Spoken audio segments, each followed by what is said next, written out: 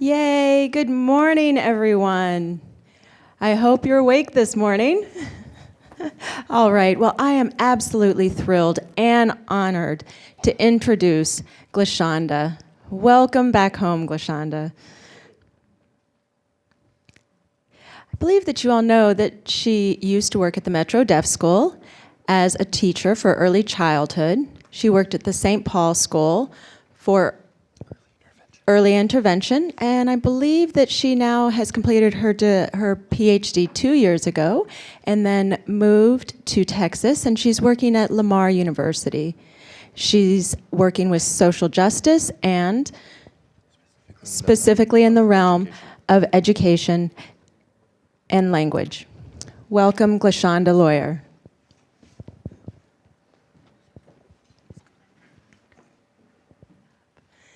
Good morning. I hope that you all can see me in this location. Does this work for everyone? All right. I am actually very nervous to be back here in Minnesota. I feel like my biggest critique comes from here. And I believe that's because I went to the University of Minnesota and I worked with so many of you here. So I feel very honored that I'm back here with you all in this professional community. And you all have given so much to me over the years. So it's my honor to be back here. For me, this topic is directly related to social justice. And I did grow up bilingual. And then I went into the field of deaf education, and I realized that it was not equal. We did not all have what we needed to succeed, relating to culture and by what was set from societal norms, with the expectation that English would be the language for all. Because language can actually be used to marginalize people. And so for me, with my own life story and with our students, their stories as well, this is why this topic is so important to me.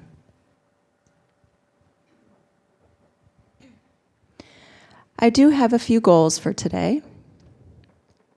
First, it's important for us to picture bilingual education and being able to support students with access to both English and ASL.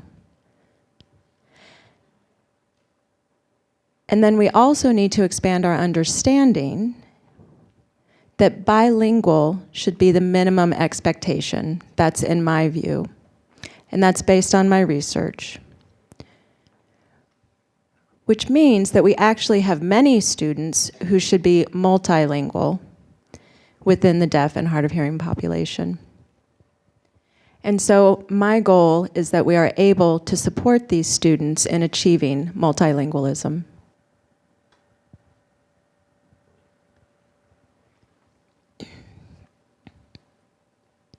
So there are individuals who have been trained in bilingual education and education around language. And my topic is translanguaging.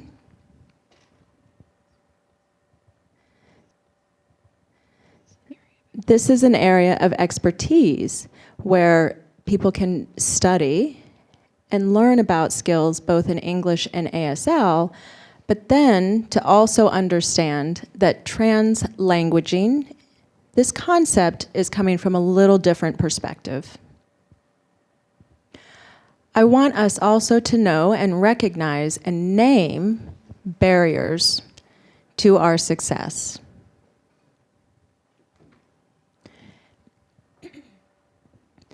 And third, there are 3 parts to translanguaging. There's design, shift, and stance.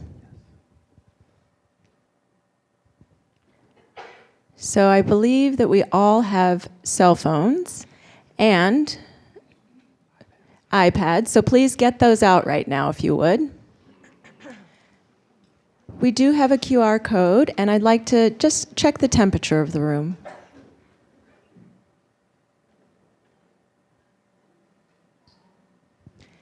All right, so just snap a picture of this QR code, and that will bring up a question for you. Has everyone been able to respond? Are we good? I can wait for another moment. All right. So as you can all see the results here, and now you know what the general beliefs are among you all who are here today. You can see that there's some differences up in the top here. Deaf, hard of hearing children of any audiological profile could be bilingual, multilingual. 4.4% was the average here, but then on the last line it says, I have the knowledge and skills to teach and support deaf and hard of hearing children, to support a multilingual deaf and hard of hearing child. So this is actually a little bit in conflict, and that is what we're going to be discussing today.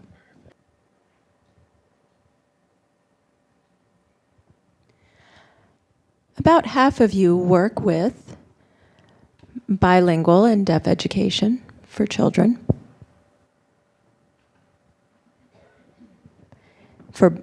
Pardon me, that was bilingual or multilingual education for children.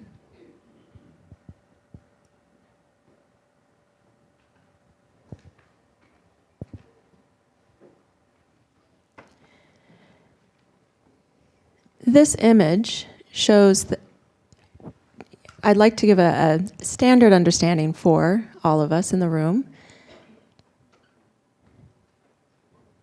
And here are some underlying issues relating to training and education for deaf and hard of hearing children. We typically focus on literacy skills and also understanding that identity is important. I'm not sure if the colors are showing very well, but the red one in the upper left is talking about people of color. And this basically means any child that is not white. This is not necessarily related to culture, but a person's skin color.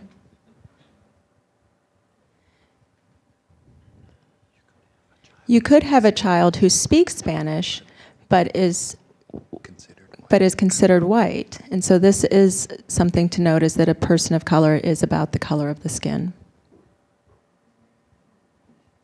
Romantic orientation is important. Gender, social class, language in the home,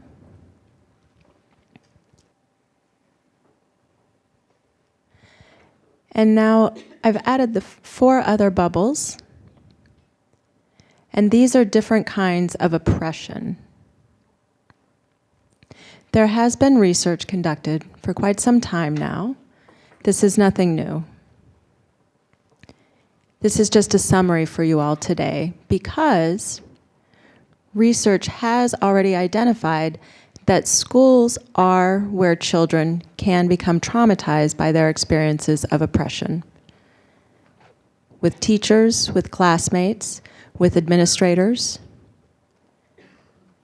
This does happen in our schools. So the yellow bubble says anti-black, and this is not the same as racism. This means that I don't support black identity, black culture, what it means to grow up black in the United States. I feel I need to limit my students of color and their movement, their behavior. I tend to be more analytical and critical against black people versus other students who are not black. That has already been researched and demonstrated. Teachers tend to view young Black students as more aggressive, more problematic. They tend to be removed from the class more frequently, at a younger age even than their white peers. This has already been demonstrated. Linguicism is about language, and it's the belief that English is the best and superior language, and that other languages are not as good. They can be added on later if necessary, but we don't need academic support for those languages. English is the focus where we need support. Vidism is preferring sighted people, giving preference to sighted people. And this way of life, that's how we structure our classrooms, how we teach, is very visually oriented, and we tend to ignore people who do not have equivalent sighting to sighted people. To have vision like sighted people would. Distantism is related to the belief of touching, and you should not experience life through touch. You know, it's okay to touch someone on the shoulder to get their attention, but then how deaf-blind students would be touching things in the classroom or with books, they tend to experience life through touch at all times, and we have barriers against this way.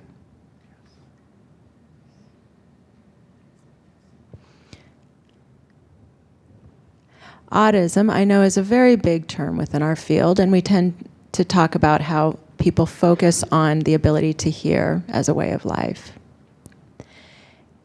With ableism, it's a similar concept, but it just applies to disability in general.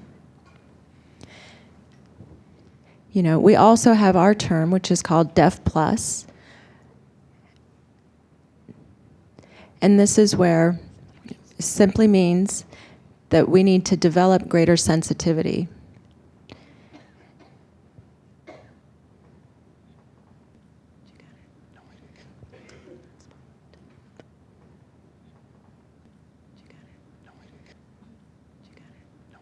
With the term Deaf Plus, we do use this in our field, but with ableism, we are focused on not supporting people with disabilities as part of the norm, as a human life experience. And there are many people with disabilities and different disorders. It is part of our normal biodiversity. So now I'm going to focus on 3 specific parts. Language, justice. So we talk about linguicism, meaning oppression of students based on their language. Ableism, and audism. We see these show up a lot within the language of the classroom and the language used at home.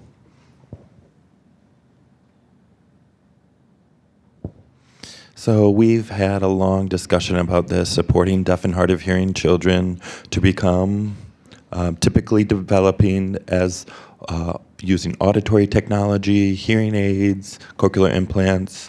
That's not a bad thing. The point is, can we focus on both, and can we support bilingual language development or a bicultural identity? Do we have to pick one as a primary? And typically in the United States, there's been a large focus on just one language. That regardless of your hearing status, deaf or hearing, the expectation is that people will know English. And we don't really support the acquisition of other languages. Oh, you can learn that later. You can have a high school requirement for a foreign language. But growing up, we don't support that for young children.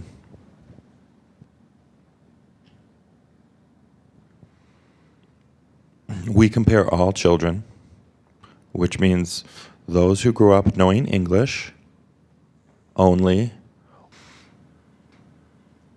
They're considered the norm or the standard, and we compare all other children against them. Multilingual children, bilingual children, their development is vastly different and do not follow the monolingual's development. So most of the time, our assessments show bilingual children are delayed, or they need more support, or they need special placement. And that's really not true. It's part of natural bilingual development because children are separating the two languages or more than two languages. And later they realize that the two languages are not equal, they're different systems. So, minorities and minoritized groups, we drudge based not being the same as the standard. So we try to force English, or we marginalize their language because we want them to meet the standard English or use of English. So it's called forced minoritization. So spoken language typically does that, but it hasn't really been applied to deaf and hard of hearing in research. So my research showed that deaf and hard of hearing children should be included in this forced minoritized group.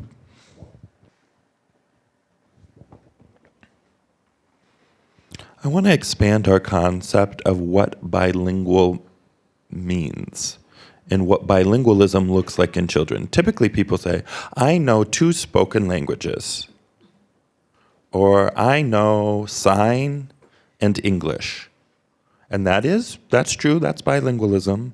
But also we need to recognize that people who use different dialects are also considered bilinguals.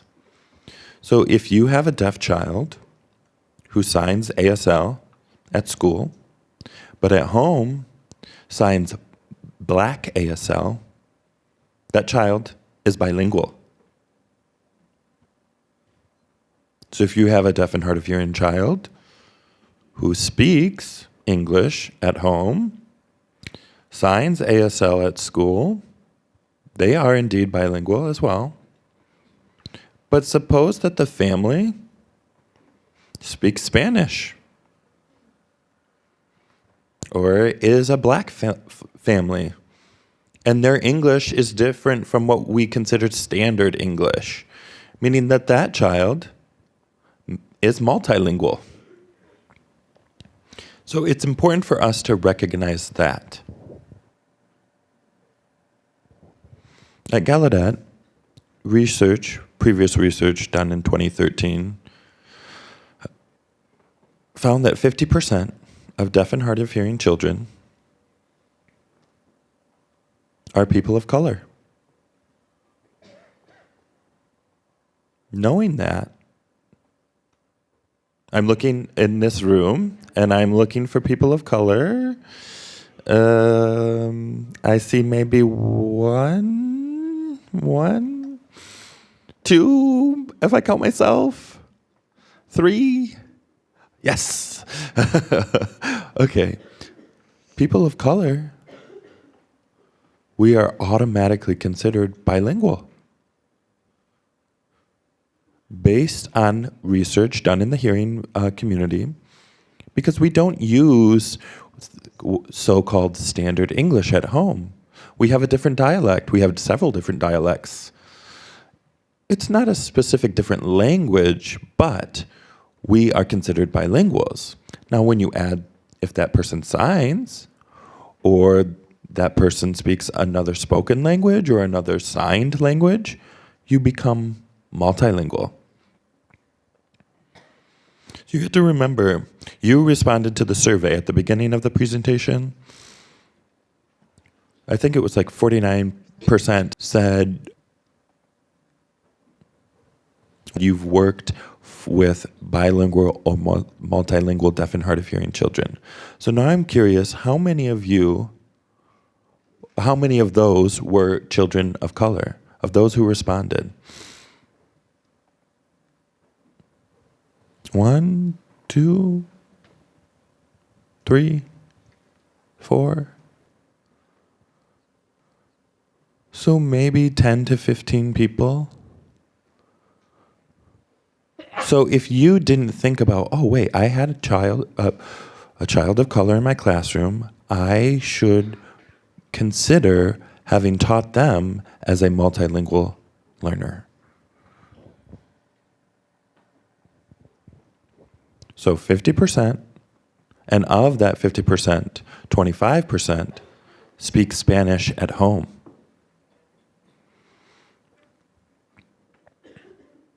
So are we supporting our children of color and children who speak Spanish in the home? This is Minnesota. We always have to think about Hmong families, Somali families. Other groups do we have here? What other groups do we have? Karen families?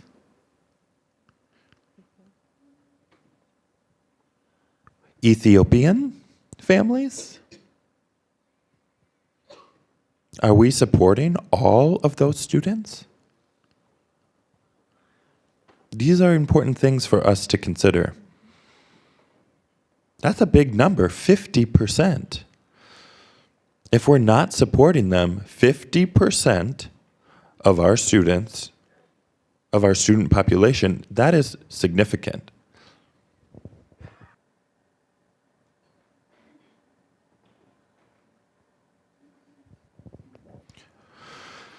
So there's been publishings done periodically, and we will be publishing this about spoken language, specifically Spanish, but the quote is important. So if you want to take a moment to actually read this.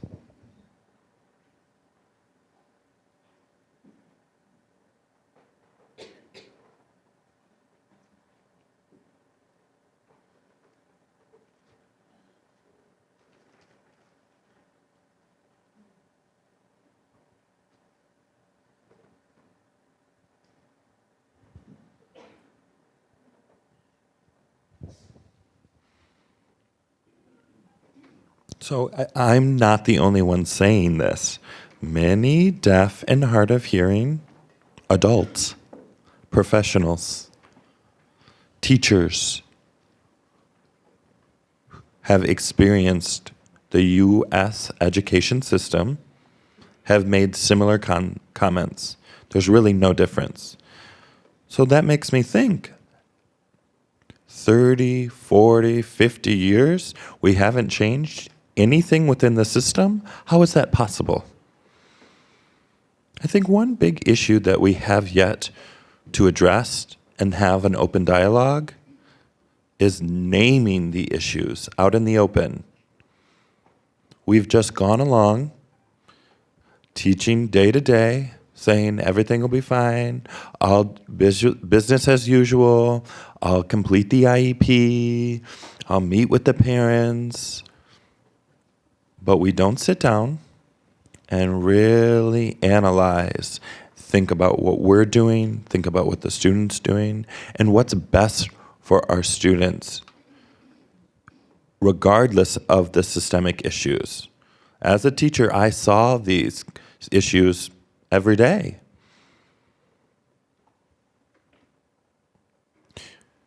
But we have to see the results in the classroom. We see our children struggling to develop language or identity. We see that, but we have yet to name it. What is it that's causing it? What's behind that? So how can we have an open dialogue and name these things in the open? And it's multi-layered. It's intersectional in the classroom and at the home. How can I support parents? How can I engage with the community? And how can we change for the better? So now, here's more questions.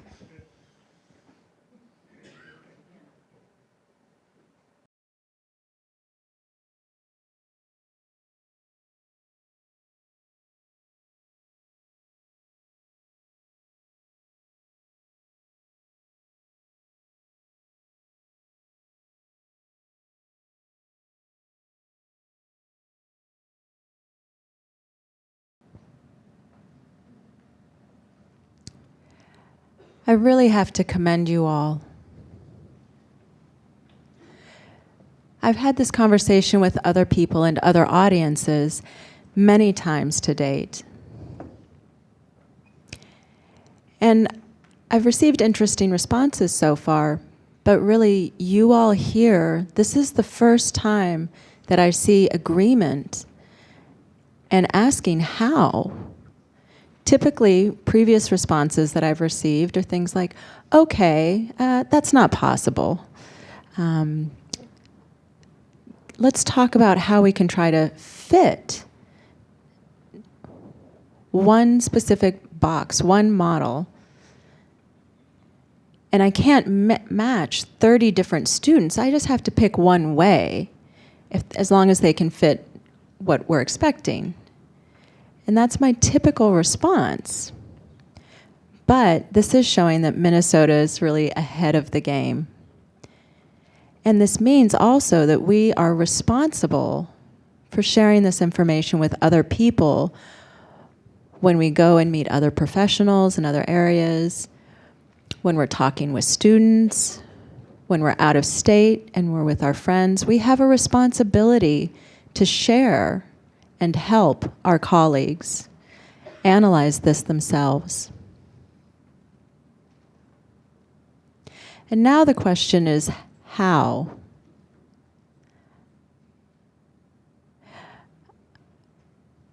I'm not going to force you to wait for the answer. There are no perfect ways. There's no perfect solutions.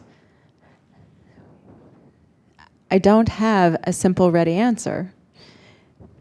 It is a mess, and we're not just going to be able to resolve everything tomorrow for the better. It's not that simple. But with analysis, with looking at ourselves, with cooperation and collaboration, with people from other professions as well, we will be able to achieve this for the benefit of our students.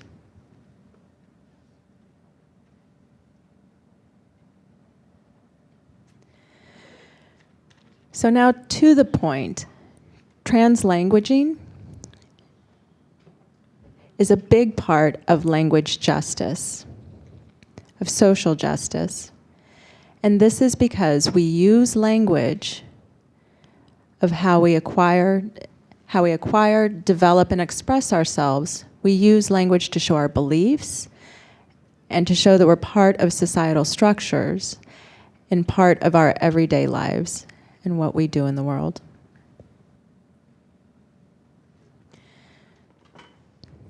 So now, as a starting point, we are not all created equal.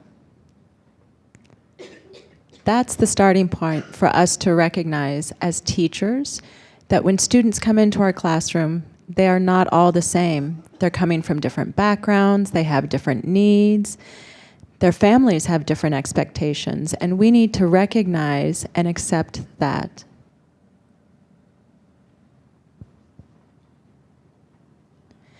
Now, the concept of translanguaging has only been applied in schools.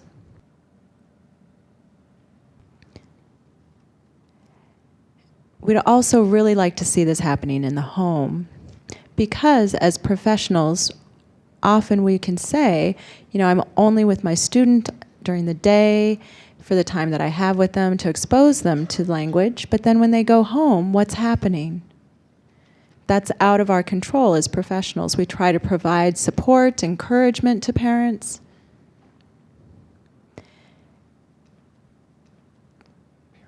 From the parents' perspective, they're thinking about schools as a resource and a place of support, but then where's the support at home for the family of how to interact with the child, what kind of language exposure they would be having, as well as the home culture, how to expose the student to the home culture. And so with these two perspectives, there is something missing, and with my research, I'm trying to create that link between the two.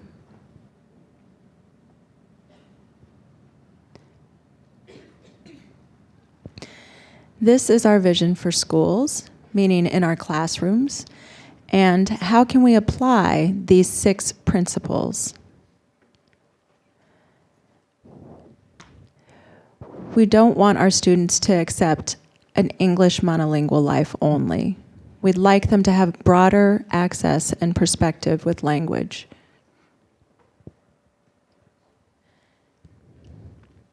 And to consider that the whole language system for the student and advancing social justice, and how we can make sure that all students, regardless of their background, are still provided equal access. For myself as a teacher, and for myself as a student, I need to become a co-learner with my students.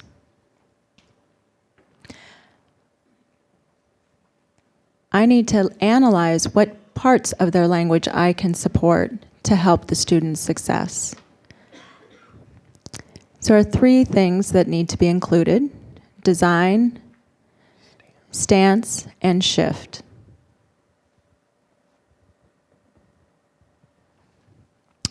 With design, this means that I've prepared in advance and I know how to support the student.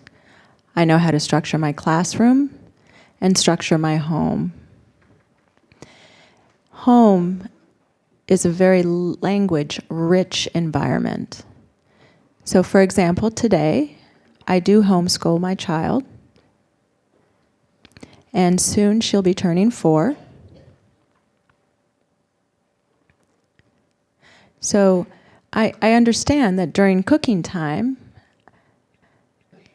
you can't believe how much language exposure and interaction we can have in this time during cooking. We could easily take 30 or 45 minutes where I would say, okay, now we're going to chop the onion.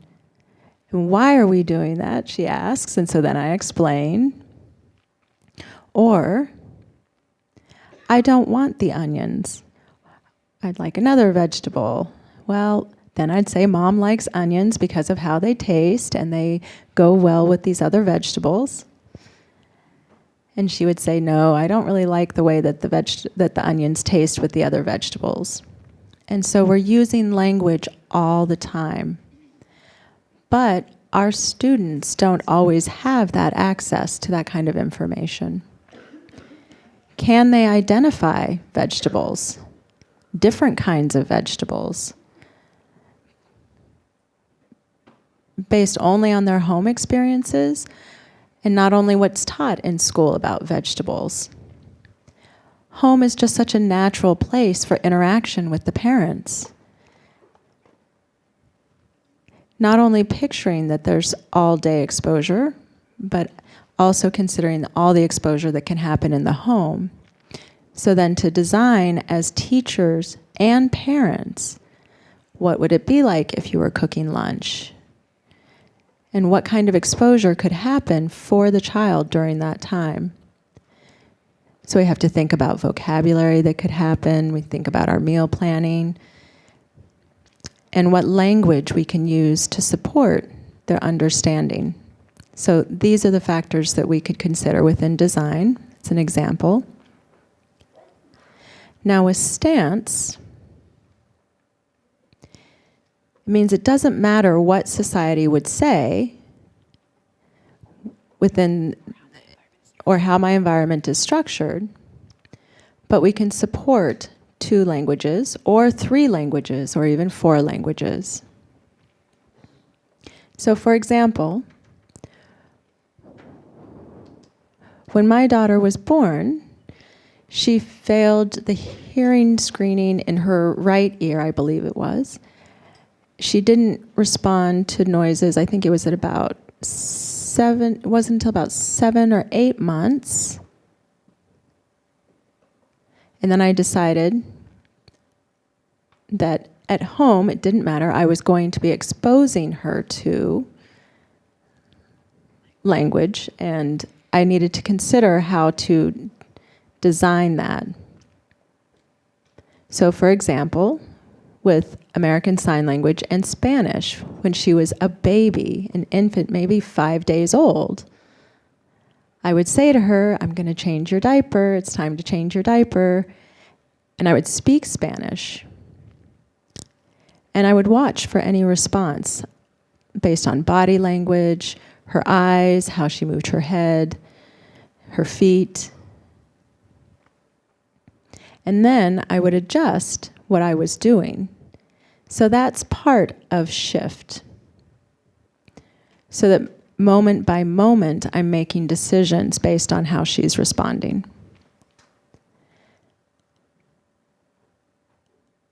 And I realize that it could be hard to shift between ASL and Spanish, and so then I would be able to modify. I would use the same thing with waking up, and then one day I would use one language, and then the next day I would use the other language, and that seemed to work very well until it needed to be shifted again based on her responses. And so you as parents also have that ability, that instinct to watch your child on a day-to-day basis and see what their reactions are, how they're responding,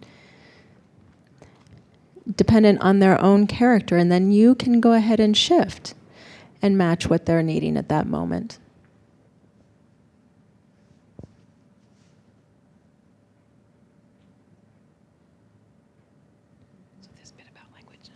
So this bit about language objectives is really for the teachers in the room. And these are things that could be applied in the classroom. I don't want to go on too much about this, but I do just want to say that I'm here. I will stay for questions after if you're interested in knowing more. I do want to say that typically we focus on just the general linguistic objectives, just on language itself. But again, we have two different ways we could approach this. It's up to you.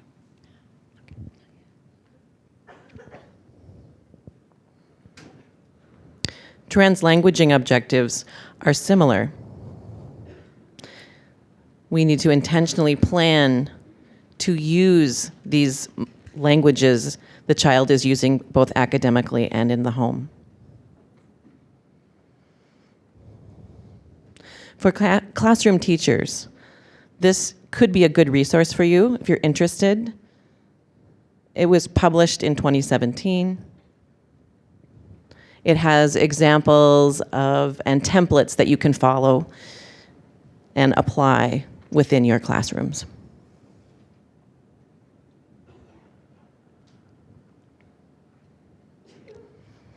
Now I'd really like to focus on the home setting.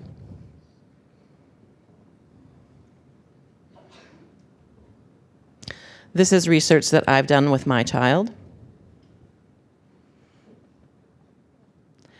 I spent a lot of time researching our daily life experience, documenting everything. And the reason for that is I really want to prove that children with hearing loss issues can be skilled multilingual users. One of this, because I've met so many people that say deaf and hard of hearing children can't do both American Sign Language and English. They cannot have this. They will be overwhelmed. We need to have time to focus on the academic skills, blah, blah, blah, blah, blah. And the time for that is done. The time for that is over. So I really have been researching this.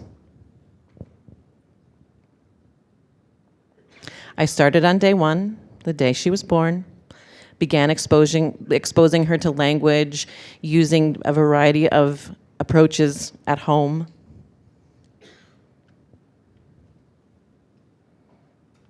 I used observation. I videotaped.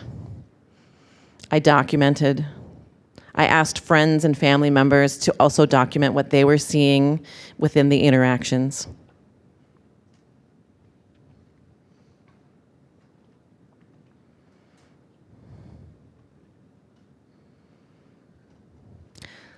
Corpus analysis just means the content, what you're analyzing. So I had all of that, of my daughter's language data. And schools can be very similar, right? I just looked at language. That's what I focused on. About the age from 0 to 2 years and 8 months,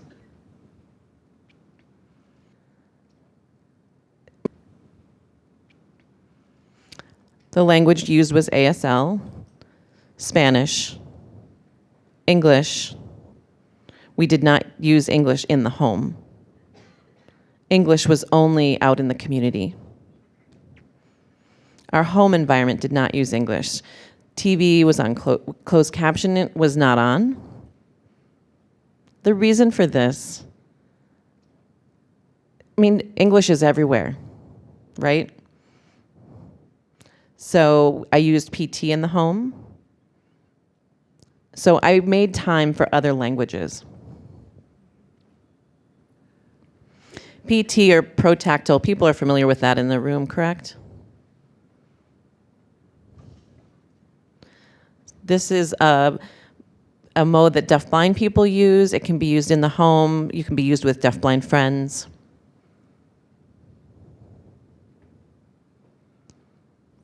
Sierra Leone Creole was also used. And the last one here is a dialect.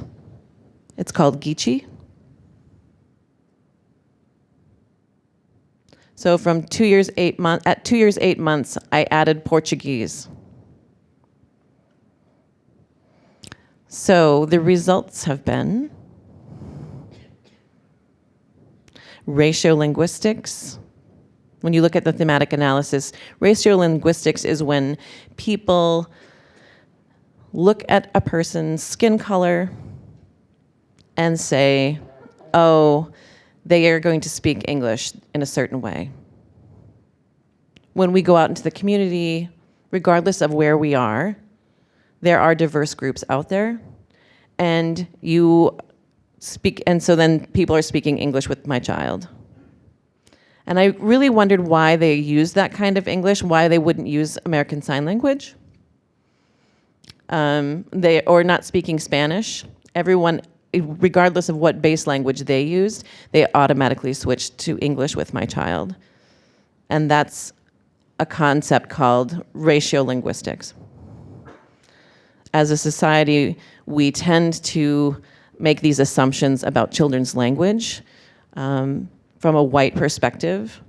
And when children are not white, we expect them to use English regardless. Most people don't even consider or even think a moment about what we are doing and how we are showing our beliefs in the language that we use. As parents, we often have to advocate in different ways for our children. And to be very direct with people and say, we are not using English in our home. We use only, this is a deaf environment, we only sign with our children or our child. And to tell people that and have people react, sometimes positively, sometimes negatively.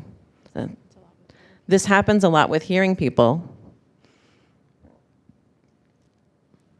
As parents, we do need to make some of these shift changes. We need to provide that support for our children. I need to do that for my child's access. Privilege, access privilege. I'm not sure what sign you're using here in Minnesota. As a mother, I recognize I do have privilege that many other parents do not have. I am highly educated. I am employed. I have a wonderful family support system. I have many friends that are also well educated. So it means that my child is benefiting from my privilege, and the people that are around her in the environment. Not all families have this privilege. Which means as teachers, How do we support these families who do not have that? When we often expect the families will come in and the child will come in with those privileges. Children are bright. We do not need to train them. They are set to acquire language regardless of the language that they are acquiring. They can acquire multiple languages. My daughter can speak with you. My daughter can do protactile with you. It's amazing how children are just hardwired to make those language connections. And we are the ones who are limiting their abilities. We are the ones who are saying, oh, no, we don't do that here. Or, oh, no, this is an environment where we don't speak. Or, oh, no, we're not going to focus on that today. We really need to be careful how our own beliefs are creating these impacts on our children's development.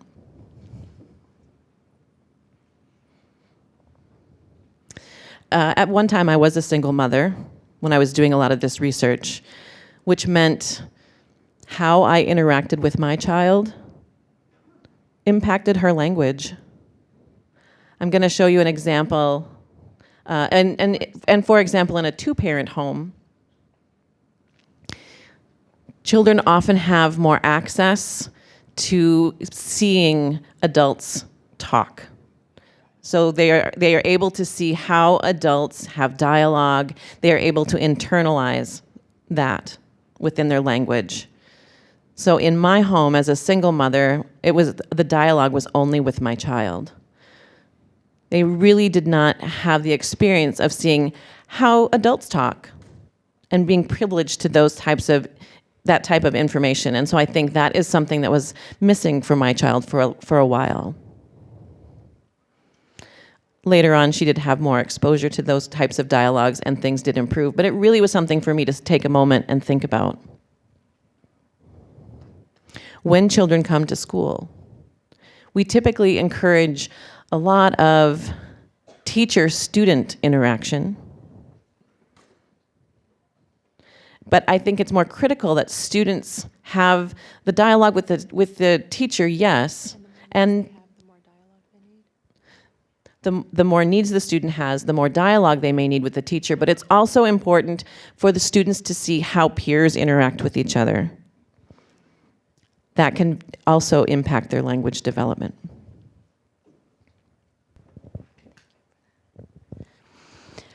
I would like to show some videos that are related to my research.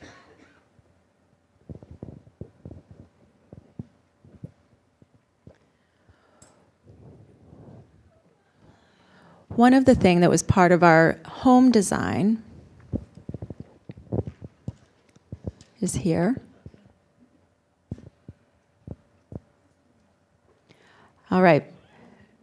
Don't laugh. You know, I am a mother, and I used to teach preschool. So really, I was acting out. I was acting this one up for my daughter. This video you'll see, I'll be signing Good Morning. It's a good morning song. And I believe that some of you went to the workshop on Wednesday morning with the ASL music and rhythm. Yes, okay, great. So this part shows the repetition. And this is the first time that I traveled and left my daughter with my parents for 3 weeks. And I believe she was 2 years and 5 months at that time.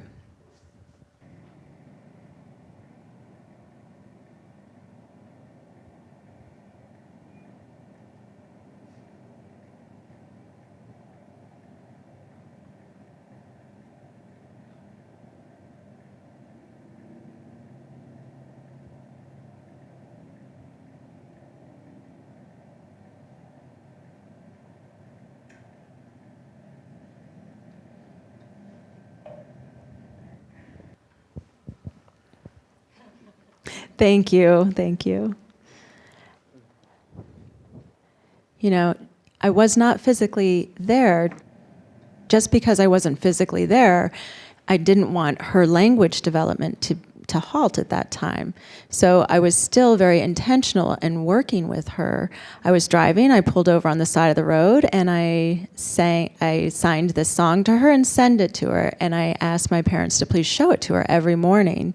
And so yes, my parents are also involved in her home development, but this was part of my design for staying involved, that I had to continue exposing her to language no matter what.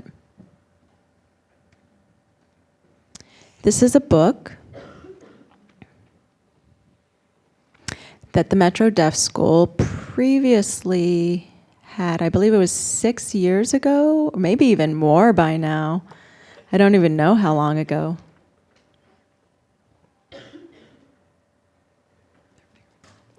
Uh, 5, 6 years ago, yeah.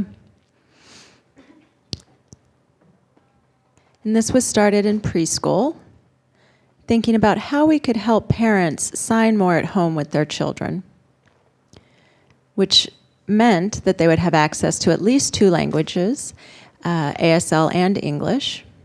And this is one example of a book that could be done. When you selected the video, then you could see the signing.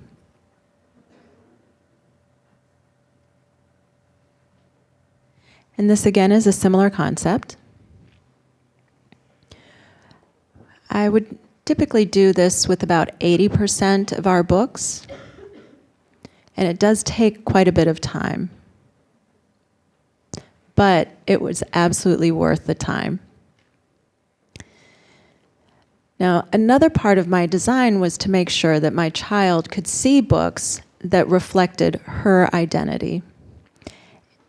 And another identity that we have relating to books is showing individuals who have disabilities or who come from different family styles, that have 2 moms, families that have 2 dads, people from that have different skin color. So I'm intentionally exposing her to diversity in our home.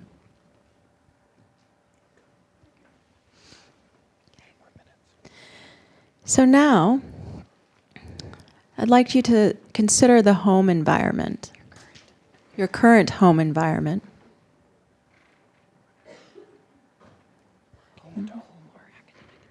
Your work or your home environment.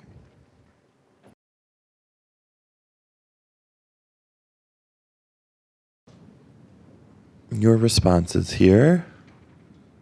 I want to have an open dialogue. I know that you're texting or typing to get these answers up here, but I want to have a dialogue. So some barriers that you've mentioned here are resources, understanding, time, knowledge. Those seem to be the 4 biggest barriers that we've identified. Let's go ahead and discuss that. Resources. What type of resources, as parents, as teachers, do you feel that we need in order to be successful with exposing deaf and hard of hearing children to multiple languages? What kind of resources do you feel we need?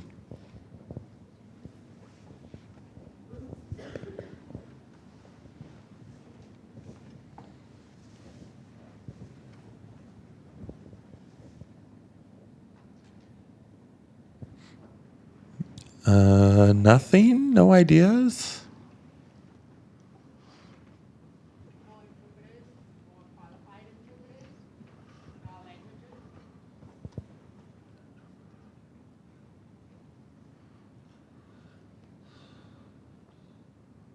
How many of you are familiar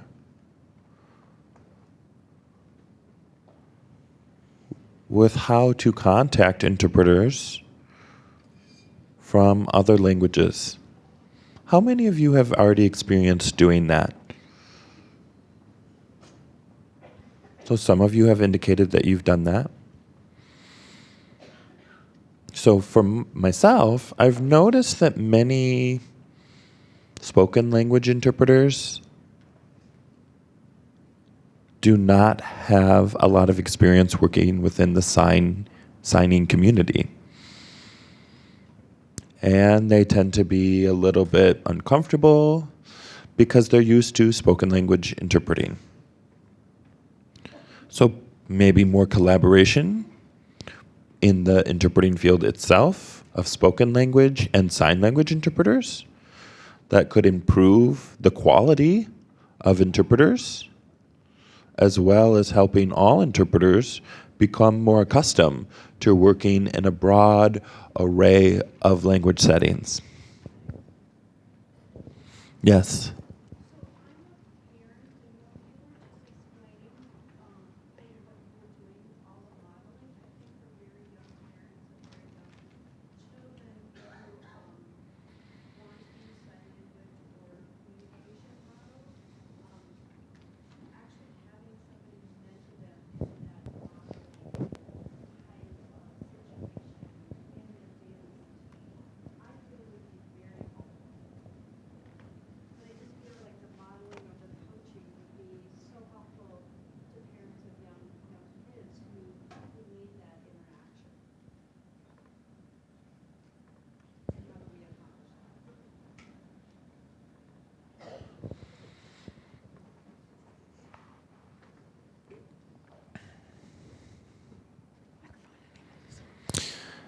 I will respond first by saying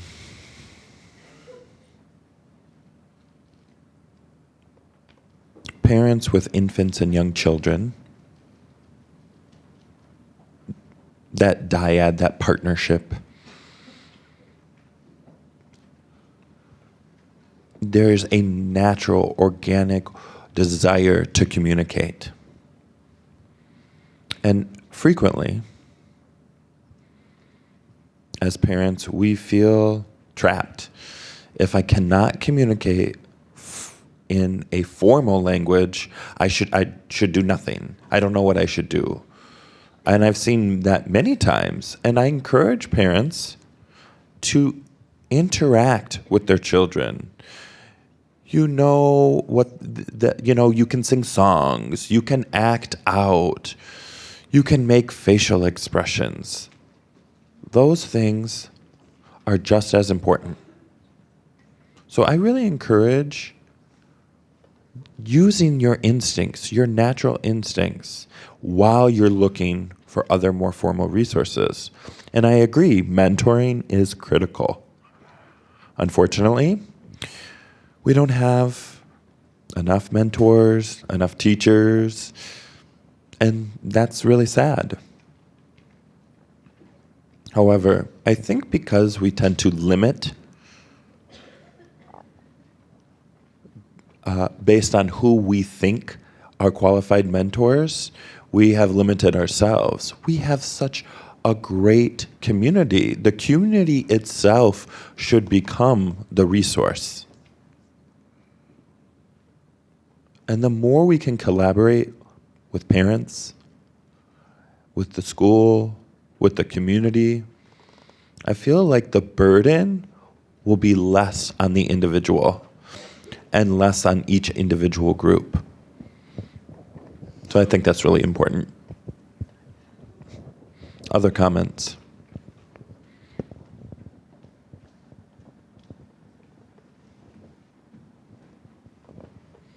So back to spoken language interpreters. So spoken language interpreters show up for a meeting. We can call language line. So when you're talking about, you explained this before, during a conversation, I want you to view deafness as a positive thing. I explained that before, and then I go ahead and then made the call on language line. So I spoke with the interpreter prior to explain my perspective that I wanted to be used during the call. Many teachers use that time or take that time to do that, and it's really important. Your schedules are really busy, I know that, and you're trying to get through things, but you're right. We have to slow down and say, okay, What does this interpreter need to make my interaction with the parents successful? So using that prep time to make sure that the interpreter is on the same page with you, and then going ahead and placing that call. What about the knowledge piece? Sure.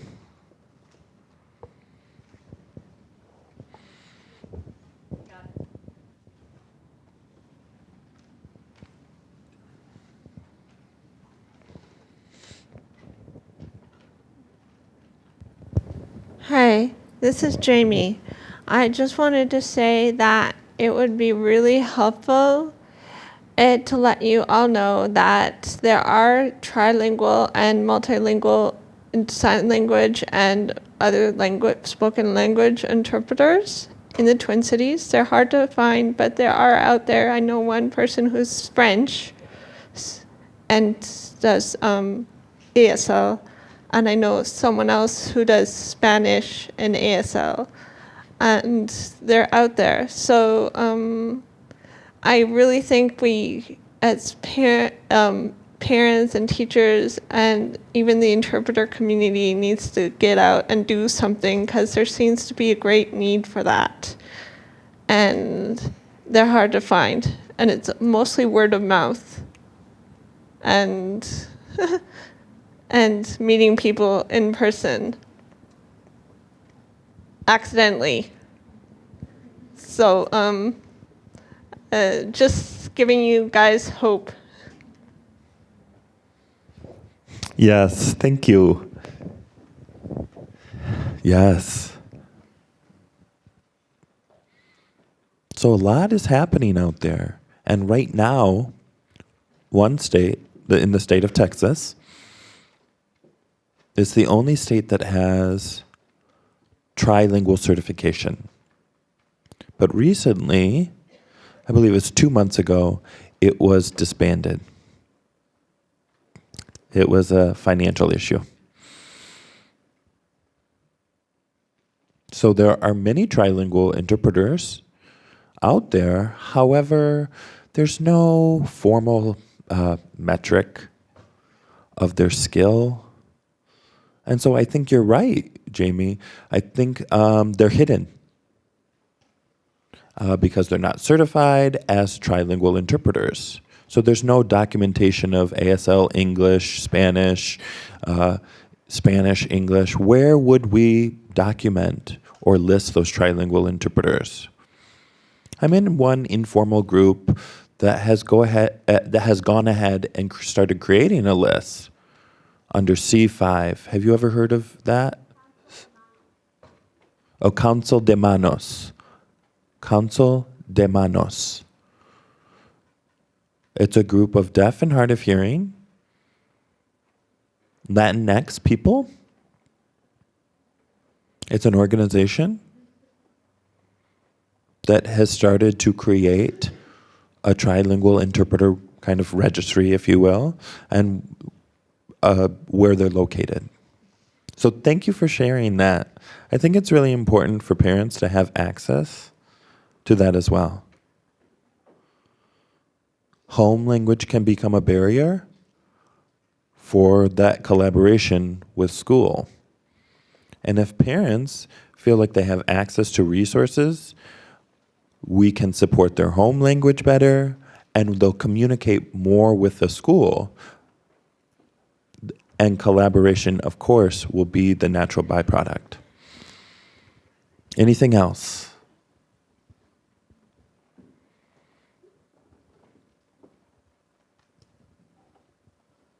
Yes. Public library, they might have resources about things that my student could use. I work mostly with Somali students, and so they might not have access at home. So there are a lot of resources out there, but there's not enough for all of my students. So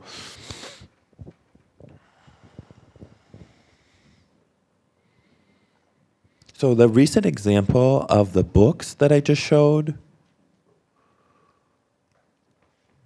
Previously, we didn't have any of that.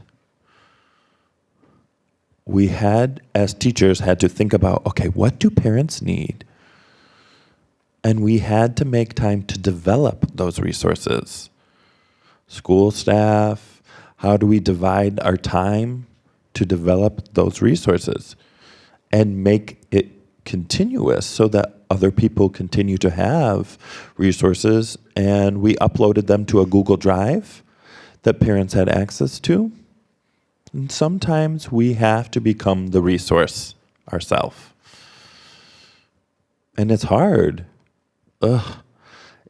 You have a feeling of why? You're already overwhelmed. Parents are already overwhelmed.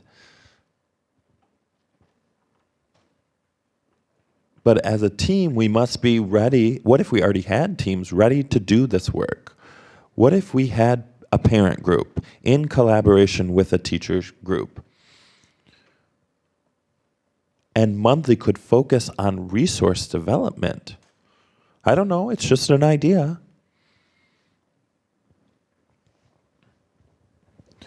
I think sometimes we need to think outside of the box. I think we need to think about our Somali families. Where are they getting their culture? They're Muslim. They need to connect with their Muslim identity. And so what is going on there? I think we need to think outside of the box, saying, oh, we can't be involved because that is a religious entity, but that is part of their culture. We can't have that separation. So I think that we need to find really be more open-minded and find more of those resources. I couldn't agree more. Yes. That is part of language justice. We cannot separate language from a child's identity development. If we try, then we will marginalize a majority of those children, and it will impact the student's success. So I've seen it many times where we try to avoid religion or entering the mosque. You know, sorry, I don't know this. This isn't part of my identity. So this is a big resource. The community is ready and willing to support. Parents are ready and willing to support.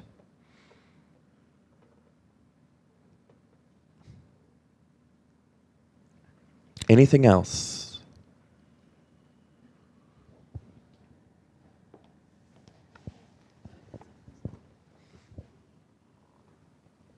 Can we have a microphone over here?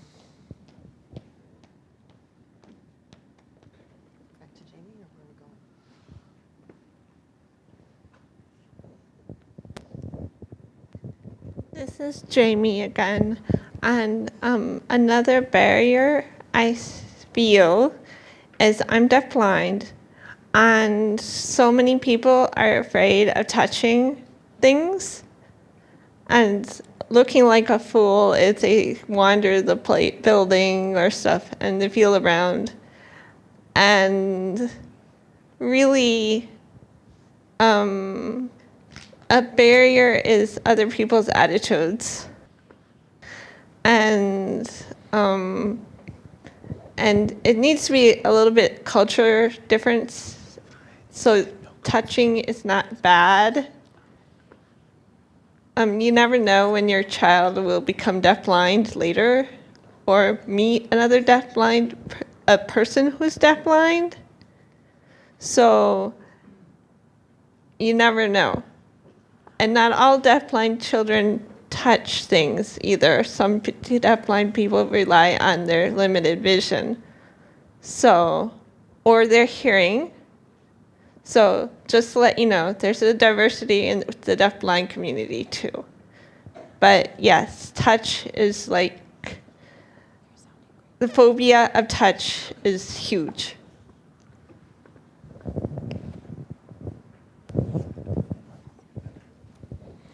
Yes, you're absolutely right. And that goes back to the brief discussion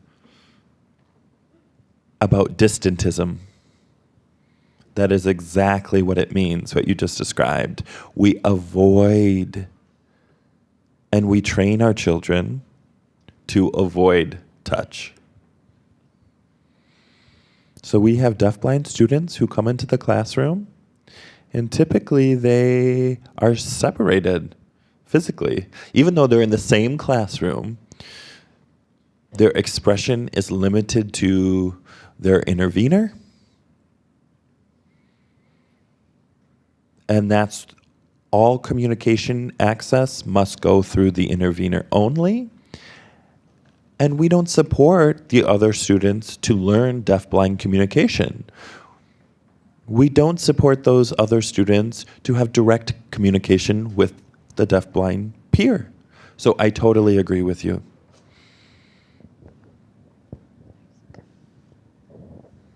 Any other thoughts or comments?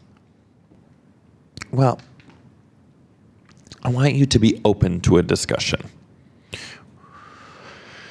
Sometimes when we're feeling, anxious or nervous about trying not to do the wrong thing, or we don't want to offend people, and we hold in what we're feeling. And the goal is really to improve for the benefit of our students. So are there any questions that you have? You can take a picture and I'll read them later, or you can just say them out in the open. So if you want to go ahead and text in those questions, I can respond, or you can come up to me personally and we can discuss, we can disagree, we can have a dialogue. Please, if you want to discuss anything as a parent or as a professional, I'm more than happy to do so. Thank you so much for your time.